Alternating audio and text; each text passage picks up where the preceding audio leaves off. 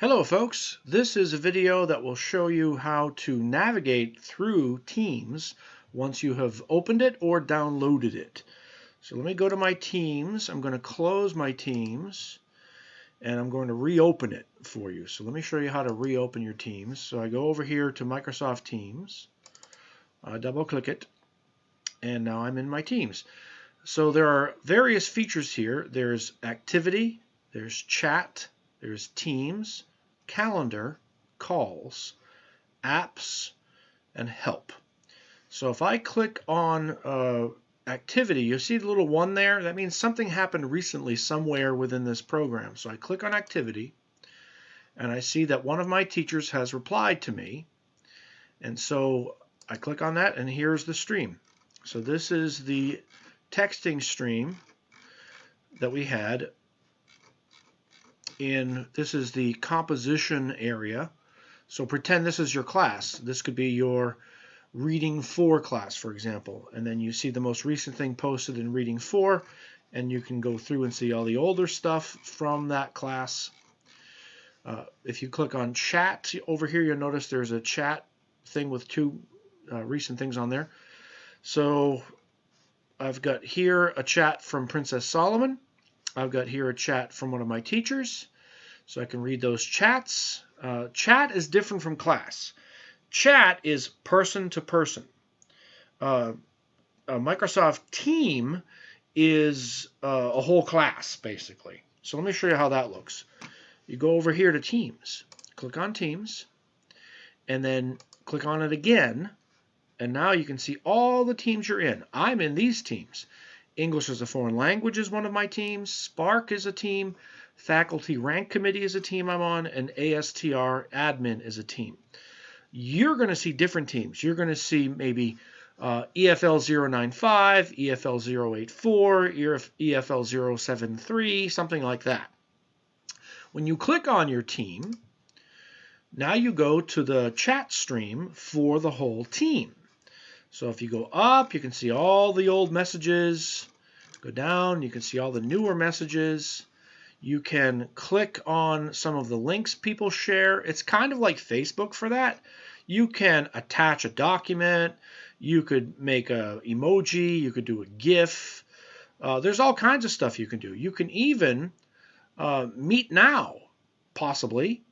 You can video chat with people on this page if you wanted to. You'll notice over here it says, in my English as a Foreign Language team, I have channels. General channel, advising for EFL channel, composition, grammar, listening and speaking, and reading.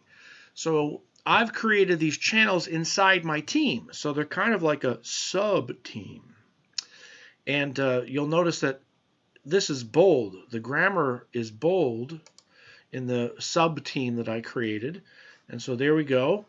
This is the chat stream from that. Now, what you can also do is you can see the members of your class if you want to.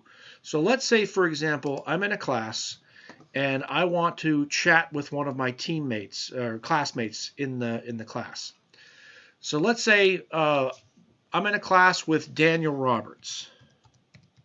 I type in Daniel and his email pops right up. I click on that, and now this is a chat between me and my classmate Daniel. I can send him a message. I can even video call him. See in the upper right-hand corner? I can video call him. I can audio call him. And I can even share my screen with my friend or my teacher. Whoever is on Teams, you can share all this information with. So that's another nice feature. So if you want to have a private chat, a private conversation with your teacher or with another student, this is how you do it. So let me review. Always check your activity bell to see what the most recent activity is in general. Always check your chat to see what the most recent activity is in your chat. If you want to chat with a specific person, if you know the person's name, go up here and type the person's name, and you'll probably see in the drop-down menu something will appear. If you want to check your teams, click on Teams, and then click again, and you see a list of all your teams.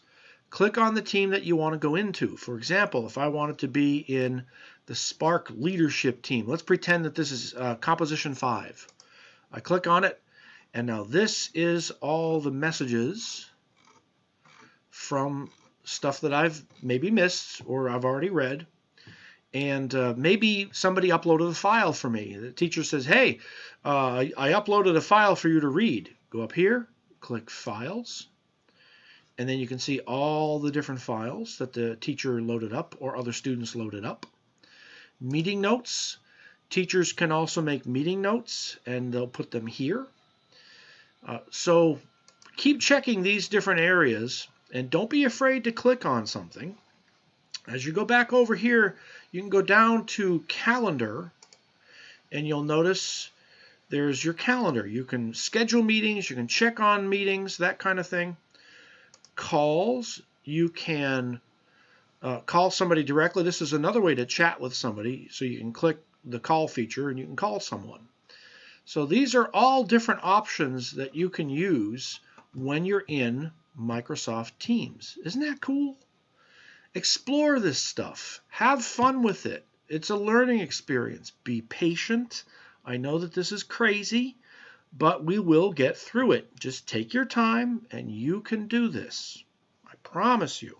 If I can do it, you can do it.